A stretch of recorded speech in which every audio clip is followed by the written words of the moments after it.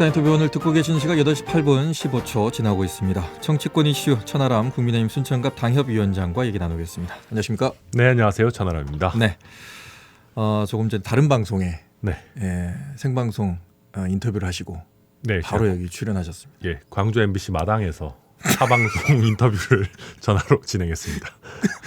우리 회사 주차장에서 그렇죠. 계속 인터뷰를 하고 있더라고요. 그래서 어디를 하나 했더니 김현정 씨 거를 하고 있더라고요. 예, 그래도 출연은 시사 인터뷰 오늘 저희와 함께 하고 있습니다. 예, 감사합니다. 실제로 서울 와달라고 굉장히 많은 오퍼들이 있었지만 제 의리를 지키고자.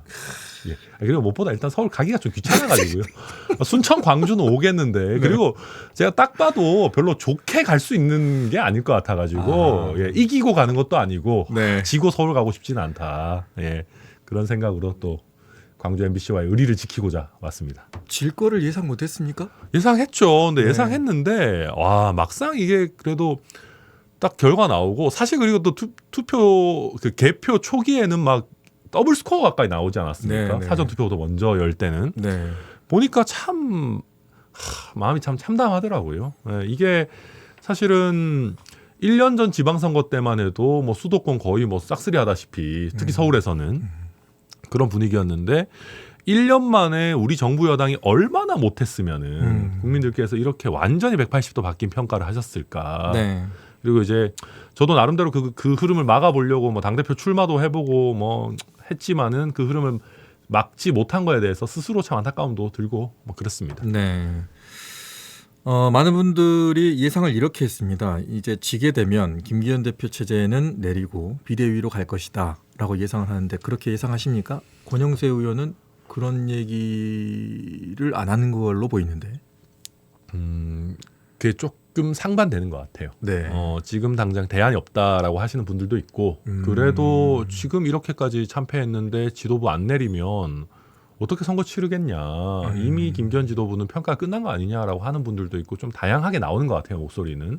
근데 놀라운 거는 친윤 핵심이라고 할 만한 분들도 이게 용산 책임론으로 가는 것보다는 지도부가 책임지고 내려오는 게 낫다라는 얘기들을 공공연하게 하시는 분들이 계시거든요.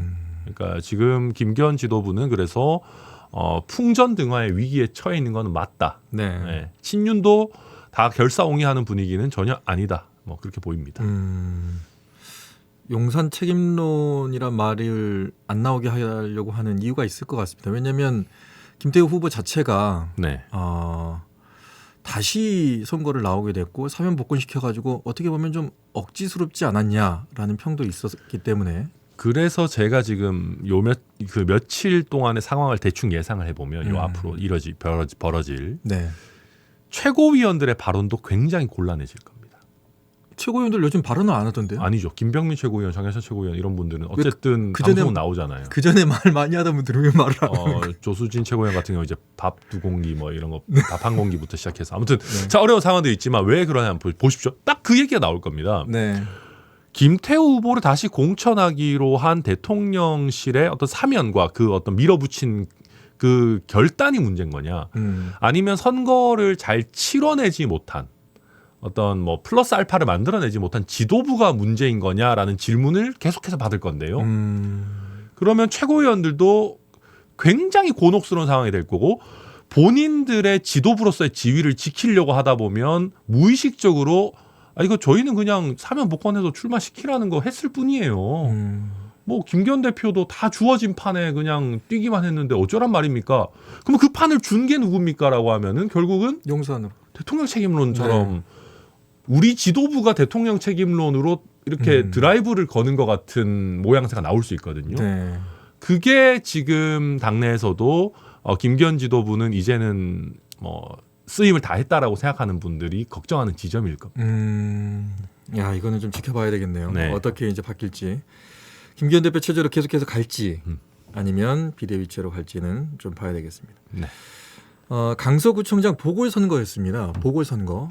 구청장 선거였는데 많은 분들이 여기에 큰 의미를 두고 계세요. 내년 총선에. 그렇죠. 어떻게 보면 가늠자 될 수도 있다. 기준점이 될 수도 있다. 왜냐하면 우리 이 방송 듣고 계시는 광주 전남의 수많은 유권자분들도 본인 살고 계시는 구의 구청장 이름 아세요? 아는 사람 많아요. 물론 아는 분도 많지만 모르시는 분들도 많을 거예요. 그렇죠. 내 전남 22개 시군구에 내가 사는 지역구에 네, 맞아요. 뭐 시장 군수가 누구였더라 떠올리기 쉽지 않은데 김태우는 전 국민이 다 알잖아요. 알게 됐어. 게다가 보십시오. 재선거에서 그분들이 와서 선대위원장 한다 그러면 저는 약간 굳이 이렇게 생각하겠지만 네. 어쨌든 초호화 라인업이었습니다. 민주당도 선대위원장 하신 분들이 다 뭐 그러니까 강서구 현역 의원들이나 지도부나 뭐 이런 분들이고 국민의힘은 더 화려했어요. 네. 올드보이 중에 쓸 수 있는 거의 최상의 전력들이라고 할 수 있는 나경원, 안철수 뭐 이런 분들 다 네. 총동원해가지고 선거 치렀거든요. 근데 이래놓고 일개 뭐 한 지역의 선거에 불과하다 이런 얘기하는 거는 앞뒤가 안 맞는 얘기죠. 앞뒤가 안 맞다. 이건 거의 뭐 그 캠프 조직도 제가 쫙 보잖아요. 그 네. 김태우 후보 캠프 대선이에요 거의. 대선 캠프급의 캠프를 꾸려가지고 정면 대결을 펼쳐서 저희가 참패한 거 아닙니까? 그러면 거기에 걸맞는 어떤 무게감과 판단을 가지고 그 이후에 피드백이 나와야 유권자들이 그래 이제 얘네들이 지금까지는 좀 마음에 안 들었지만 이제 좀 정신 차리려고 하는갑다 라고 하시는 건데 캠프는 대선 규모로 거의 실어놓고 전국에 있는 뭐 시도의원들, 당협위원장들, 국회의원들 와서 선거 뛰어라라고 해놓고 일개 지역입니다. 뭐 원래 거기는 민주당 강세 지역이니까 뭐 저희가 책임질 일이 아닙니다. 이렇게 나오는 거는 선거 바로 다음 날부터 또 표 까먹고 있는 행태인 거죠. 네. 자 이제 요거를 얘기하면서 이 강서구청장 선거는 좀 마무리해야 될 것 같은데 투표율이 48.7% 나왔는데 전체 유권자 수가 강서구가 50만 603명이었어요. 근데 24만 3,658명이 투표를 했습니다. 절반 정도. 그렇죠. 절반 정도가 투표를 했는데 이 절반 정도라는 것은 어떤 의미일까요? 굉장히 높은 거죠. 높은 거다. 이거는 보궐선거 지난번에 이제 저희가 전주을 포함해가지고 뭐 전국에 몇 군데 뭐 네. 울산 남구도 있었고 보궐선거 했지 않습니까? 네. 그때 투표율이 보통 30%안 되는 지역이 되게 많았습니다. 이번에는 정말 역대급으로 높은 관심도고 네. 투표율이 휴일에 치러진 지난번 지방선거에 비해서 그렇게까지 많이 떨어지지 않았어요. 그렇다는 거는 직장에 출근하는 분들도 이번에는 내가 꼭 투표해야겠다라고 의지를 갖고 투표하신 분들이 많았다는 것이고 이번에 드러난 결과로 보면 이재명 대표가 싫어서 뭐 여권을 지키기 위해서 이런 분들보다는 네. 정부 여당 정신 차려라라고 해서 회초리를 드는 분노 투표가 굉장히 많았다는 게 드러나는 거죠. 그리고 자꾸 강서구가 험지다 이런 얘기하는데 지난번에 오세훈 시장 14% 이겼던 데거든요. 14% 그랬나요? 이긴 데를 지금 17% 차로 진 거예요. 야 이게. 그때 김태우 후보는 2%밖에 못 이겼었지만 김태우 네. 후보는 당시에 정치 신인이었거든요. 네. 강서구에서 아는 분들도 별로 없었어요. 예. 그렇기 때문에 그런 거고 사실 정당 지지도를 잘 보여주는 거는 오히려 오세훈 시장의 득표였는데 네. 14% 이기던 데를 17% 졌다. 이거 진짜 심각한 겁니다. 그리고 강서구는 스윙 지역이에요. 그러니까 여기는 잘하는 데를 뽑아주는 데기 때문에 저희가 지난번에 구청장도 이기고 시장도 이겼는데 1년 만에 이렇게 된 거를 엄중하게 더 받아들여야 되는데 원래 험지입니다 이래버리면 지금 2020년에 황교안 체제에서 치러진 선거에서 우리가 졌기 때문에 여기 험지예요라고 하잖아요. 네. 그렇게 따지면 수도권의 강남 빼고 다 험지입니다. 황교안 그렇네. 체제에서 졌던 데를 험지라고 하기 시작하면은 네네. 경기도는 이길 만한 데가 없어요. 수도권 전멸이겠네요. 전멸이에요. 그러면 그냥 그 정도를 받아들이겠다는 겁니까? 그래서 안 되는 거잖아요. 네. 그러면은 우리가 지난번에 지방선거 이겼던 데는 최소한 이길 수 있을 정도의 어떤 지지율까지 끌어올려야겠다라는 그런 보관이 있어야 되는데 그게 없고 자칫 잘못하면은 뭐 수도권은 원래 어려운 데고 그냥 TK에서 우리 말 잘 듣고 진실한 사람들 소위 옛날에 박근혜 대통령 때 나왔던 진실한 사람들만 데리고 TK에서라도 그냥 찾아 먹어야지 이런 식으로 가게 되면 당이 정말 망하는 길로 가는 거죠. 네. 비율을 이렇게 저는 좀 봤을 때 단순하게 봤을 때 여야 또 무당층 이렇게 봤을 때 그냥 333으로 볼게요. 네. 그러면 이 득표율을 봤을 때 56.52%였고 진경호 후보가 그리고 김태우 후보가 39.37%였습니다. 거의 이제 그 3-3으로 그냥 본다고 봤을 때 무당층의 3이 진경호 후보 쪽으로 간 것 같은 느낌. 네, 1대2로 갈린 거죠. 예, 네, 그쪽으로 맞습니다. 간 느낌인 것 같아요. 그러니까 이게 민주당도 이제 이거 뭐 승리했다 이렇게 생각할 게 아니라 이 무당층이 어느 쪽으로 갈 것이냐는 지역마다 다를 것 같아요. 그렇진 않습니다. 그래요? 수도권 선거는 생각보다 바람이고 인물로서 뒤집을 수 있는 게 그렇게 크지 않아요. 대선 후보급 뭐 존재감이 아니면 이 지금 제가 이제 이게 원래 험지고 뭐 작은 지역이고 이런 얘기 한 사람들한테 제가 얘기하고 싶은 게 그거예요. 네. 40억짜리 24만 명 샘플의 여론조사다 이거는. 그러면은 이거 이건 정확한 여론조사네. 예. 예. 이거 지금 여론조사 보면은 뭐 어떤 거는 뭐 비슷하게 붙어 있고 없음 모름이 한 30-40% 돼가지고 정확히 어디로 갈지 모른다 이런 해석들이 많이 나오거든요. 근데 없음 모름이 결국 대통령 지지율 따라가더라 이번에 확인된 거예요. 네. 네, 결국은 그겁니다. 이번 선거는 확실한 여론조사였고 네. 그 여론조사 형식이라고 생각한다면 이 나온 숫자는 대통령 지지도다. 지지율 따라가는 거예요. 따라가고 있다. 지금 보면 뭐 다음 선거에 오늘이 총선이라면 어디 투표하시겠습니까? 하면 양당이 뭐 비슷비슷하게 나오고 어쩌고 하고 없음 모름이 한 20-30% 있고 그렇게 하다 보니까 희망 회로를 돌려요. 자꾸 국민의힘에서. 네네. 뭐 비슷비슷하게 나오네. 뭐 해볼만하네. 특히 서울은 경기도는 어려워도 서울은 해볼만하지 이러는데 해볼만하기는 개뿔이 해볼만하기는 무슨? 네. 지금 그러니까 없음 모름이 보면 지금 이제 여론조사 기준으로 무당층의 대통령 지지를 보면은 20-30%밖에 안 돼요. 그러니까 그거 거의 따라가는 추세가 이번 선거에서 확인이 된 거죠. 국민의힘 내부에서도 천하람 위원장처럼 이렇게 큰 의미를 두는 사람들이 있습니까? 이 결과에 대해서? 이거는 큰 의미 많이 둘 겁니다. 둔다. 네, 둘 거고 제가 그리고 이제 소위 말하는 보수 언론이라고 하는 기자분들이라고 얘기를 해봐도 본인들도 굉장히 무겁게 받아들이는데 혹시 이거 별거 아니다라고 치부하고 넘어가려고 하면 우리가 더 세게 때릴 거다. 이거는 정말 큰 문제다. 그리고 강서구라는 곳이 무슨 어디 서울의 조그만한 구가 아니에요. 인구가 두 번째로 많은가 그렇고 뭐 인구가 50만이잖아요. 네네. 사실 말이 50만이지 50만이면은 뭐 거의 순천 여수 인구 합친 거 보다는 적지만은 어쨌든 굉장히 수도권의 민심을 잘 보여주는 풍량계 같은 곳인데 여기서 진다라고 하면 경기도에서 강서보다 당세가 국민의 입장에서 낮다고 할 만한 데가 분당 정도? 아니면 이제 뭐 포천 정도? 그러니까 이제 그 접경 지역 몇 군데 빼고는 뭐 강서에서 이 정도 격차 나면은 다 져요. 그러니까 무겁게 받아들여야 되는 겁니다. 자, 이런 상황에서 하태경 의원이 험지 출마를 하면서 수도권으로 가겠다. 본인의 이제 텃밭을 놔두고. 이거에 대한 진정성 어떻게 보십니까? 본인이 거기 가려고 했는데 다른 사람이 치고 들어와서 지금 그런 겁니까? 아니면은 홍준표 의원 저희 시장 얘기처럼 자기 살 길 찾아서 그냥 간 건가요? 자기 살 길을 찾는다고 해도 의미 있는 행보입니다. 왜냐하면 그 하태경 의원 원래 지역구가 해운대 갑인데 해운대 갑은 PK에서도 가장 좋은 데거든요. 해운대가 이제 좀 부촌이고 그래가지고 그러면 해운대 갑 정도 되는 지역구는 항상 경쟁이 있습니다.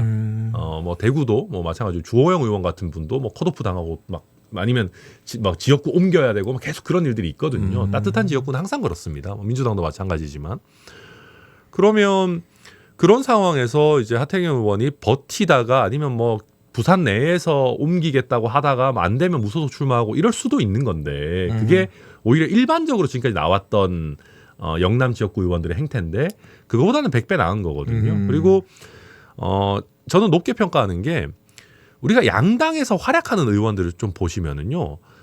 서울 수도권 의원들이 많아요. 아무래도 그분들이 지역구 관리에 부담이 적으니까 의정 활동에 있어서 좀 치고 나갈 수 있거든요. 광주 전남에 우리 민주당 의원들 솔직히 두각 나타내는 분 잘 안 계시잖아요. 개인기의 문제도 있지만 이게 지역구가 또 멀고 또 지역구 많이 챙겨야 되고 이런 상황이 되면 확실히 중앙에서 주목도는 떨어질 수 있는데 맞아요. 부산권 의원들도 비슷해요. 비슷한 그 상황인데 어쨌든 하태경 의원은 그 와중에도 자기 존재감 보여주면서 중앙에서 이슈 주도를 하는 의원이거든요. 그러니까 나름대로 좋은 모델인 거죠. 그리고 그 자산을 가지고 내가 수도권에 와서 승부해 보겠다라고 하는 거는 앞으로 여야 그러니까 민주당의 광주 전남 의원들한테도 아니 광주 전남의 텃밭에서만 계속 하려고 하지 말고 여기서 잘 성장해서 후배 키우고 수도권 가가지고 승부할 수 있도록 의정활동 좀 존재감 있게 하세요. 라는 게 바람직한 것처럼 바람직한 모델이라는 겁니다. 네. 삼선의 지역구였기 때문에 버리기가 상당히 쉽지 않았겠죠. 쉽지 않았죠. 네. 예, 자기 조직도 있었을 텐데. 그럼요. 예. 어쨌든 그렇게 해서 하태경 의원은 올라갔습니다. 이게 국민의힘의 신호탄이 될까요? 험지 출마에? 원래는 돼야 되는데, 예. 그러니까 가장 아름다운 시나리오는 이번에 강서구청장 선거가 좀 괜찮았으면, 이제 그 딱 경쟁될 만한 데들, 뭐 무조건 이긴다 이런 곳은 아니라도, 뭐 마포나 뭐 용산이나 뭐 강동이나 이렇게 좀 국민의 입장에서 만약에 붙어 있는 지역이라고 하면 네네. 중진들이 그래 내가 여기는 한번 해보겠다라고 네. 올 수 있는데 강서에서 17% 차이가 난다고 하면은 강남을 빼고 나머지 국민의 입장에서 좀 해볼 만한 데들도 한 10% 차이 난다는 거거든요. 그러면 영남권 중진들 입장에서 내가 10% 차이를 극복할 정도의 개인기는 없는 것 같아. 특히 수도권에서는 이런 판단이 들 수밖에 없어요. 네. 그래서 이 흐름이 단절될 겁니다. 당분간은. 네, 당분간이 아니라 뭐 막판에 이제 쫓겨서 올라오는 몇 개 뭐 있을지 몰라도 하태경 의원 이후에 이제 뭐 장제원, 권성동, 김기현, 윤재옥 쫙 흐름이 이어지면 되게 좋아요. 그렇잖아요. 국민의 입장에서도 그렇고 또 국민의힘 선거 망할 때 보면 실수는 영남권 의원들이 하고 그 피해는 수도권에서 보는 게 반복돼 왔는데 영남권 중진들이 수도권에 나와야 된다라고 하면 지금 영남에서 정치하는 사람들도 나도 언젠간 수도권 출마해야 될 수도 있으니까 헛짓거리 하지 말아야지 이런 생각을 가지고 조심하게 되는데 그게 되게 중요한 거거든요. 근데 그 흐름을 만들어내기에는 지금 강서구청장 선거 결과가 너무 충격적이다. 네. 네. 자, 지난주까지 해서 긴 연휴가 있었습니다. 이제 지역의 민심도 많이 좀 들으셨을 텐데 어떻게 좀 들으셨어요? 안 좋죠. 정부 여당 입장에서 쓴소리가 대부분이고 뭐 물론 제 입장에서 희망적으로 보는 거는 네. 광주 전남에서 이제 민주당에 대해서도 좀 피로감 내지는 실망감들이 많이 쌓여 있어서 국민의힘에서 좀 좋은 후보들 내줬으면 좋겠다. 천하람이 너만 여기서 막 이렇게 막 혼자 뛰어다니지 말고 좋은 사람들로 와서 우리가 회초리로 쓸만한 사람들이라도 좀 내줬으면 좋겠다라는 얘기들 많이 하시고 저한테는 또 뭐 이런저런 지역구에서 천하람이 너가 우리 지역구로 왔으면 좋겠다. 광주 전남 안에서 그런 얘기 하시는 분도 있고 저는 웃으면서 예 제가요? 아무튼 그만큼 네. 정부 여당에 대해서 반감은 굉장히 높으시지만 우리 지역에서도 좀 경쟁 구도가 좀 세게 붙었으면 좋겠다라고 하는 니즈도 계속 있어요. 경쟁을 할 수 있을 만한 대안들이 여러 군이 있으면 좋죠. 그렇죠. 예. 그러니까 이제 국민의힘이 조금 더 어쨌든 내가 국민의힘 좋아하진 않지만 조금 더 선전해 줬으면 좋겠다라는 민심도 동시에 있는데 이런 상황이면은 쉽지 않죠. 왜냐하면 국민의힘 입장에서 이 정도 분위기면은 서울 경기에 좋은 후보들 채워 넣기도 쉽지 않을 겁니다. 당세가 이렇게 쪼그라들면. 근데 이게 그러니까 광주 전남에까지 좋은 후보들 오히려 반대로 경기도에서도 어차피 떨어질 것 같으니까 전남 가야지 이런 사람 생길라나 모르겠습니다. 혹시 그런 분들 생기면 제가 잘 리크루팅 하겠습니다. 예. 예, 1분 남았는데 네. 만약에 국민의힘이 막판까지 몰리면 이준석 카드를 또 쓰자고 하고 이준석은 갈까요? 뭐 정치에서 절대라는 건 없는 거니까 저는 오히려 그걸 봐요. 부를 수도 있을 건데 이준석이 갈 명분이 있을까? 그렇네. 네. 또 가서 양두구육 시즌 2 하는 거냐 이런 비판이 바로 나올 바로 나올 건데 그거 아니라면은 정말로 당이 제대로 개혁하고 혁신하는 어떤 명분이 있어야 되고 이준석 대표에게 전권이 사실상 주어져야 그 전권에 자리를 주든가 그런 부분에 대한 신뢰가 좀 생길 텐데 그게 뭐 잘 될지는 봐야 될 것 같습니다. 네, 또 어딘가에 눈치를 보겠죠. 네. 알겠습니다. 여기까지 듣겠습니다. 오늘 말씀 고맙습니다. 네, 감사합니다. 네, 지금까지 천하람 국민의힘 순천갑 당협위원장과 얘기 나눴습니다. 언제 어디서나 내 손 안의 뉴스. 광주 MBC 뉴스 유튜브 구독으로 함께하세요.